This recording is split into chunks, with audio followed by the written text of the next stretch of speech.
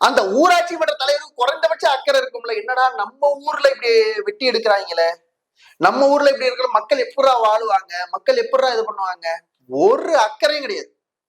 நீ ஓட்டு போடு, என்ன மயிராது போடு, எனக்கு ஒரு பிரச்சனையும் இல்லை, எனக்கு குவாரிக்காரன் காசு தரான், நான் அவனுக்காக தான் நிப்பேன் அப்படின்னு. அனந்தலை பஞ்சாயத்துல போட வேண்டிய சாலை எத்தனையோ இருக்கு. அனந்தலை பஞ்சாயத்துல சாலை இல்லாத பகுதிகள் இருக்கு. அந்த அனந்தலை பஞ்சாயத்துல இந்த குவாரிக்கும் அனந்தலையில இருக்க ஒரு குவாரிக்கும் இன்னொரு குவாரிக்கும் நடுவுல ரோடு, அதுக்கு 3 கோடி ரூபாய்க்கு ரோடு. பாருங்க, ஒரு பஞ்சாயத்து தலைவர் குவாரிக்கும் குவாரிக்கும் நடுவுல ரோடு, யார கொண்டு போய் கொடுத்தலாம் வைக்க போறாங்க? சிந்திச்சு பாருங்க. எல்லா சிஸ்டமும் அவர்களுக்கு சாதகமா இயங்குது. எல்லாருமே இப்ப மக்களே, பெரும்பாலான மக்கள் நாங்க கேட்கும் போது நம்ம என்னப்பா செய்ய முடியும்? அப்பா எல்லா அதிகாரியும் வந்து வாங்கிட்டு போறான்ப்பா.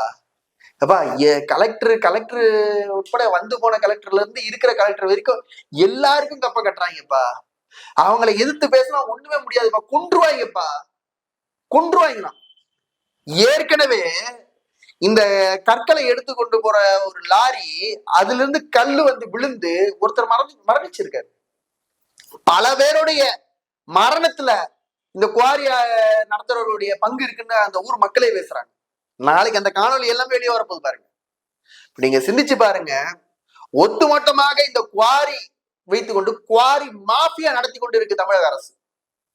இந்த தமிழக அரசையே இந்த குவாரி நடத்துகின்ற முதலாளிகள் நடத்தும் அளவுக்கு போயிட்டு இருக்கு. இது பத்தாதுன்னு ராணிப்பேட்டையில புதுசா குவாரியை கொண்டு வராங்க.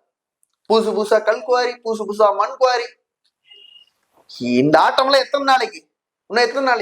இன்னும் 4 மாசம். மக்கள் செருப்பாலே அடிச்சு, இந்த தேர்தல்ல மக்களே செருப்பால் அடிச்சு பல இடங்கள்ல இந்த அதிக ஆட்சியாளர்களை விரட்டி அடிக்க போறாங்க.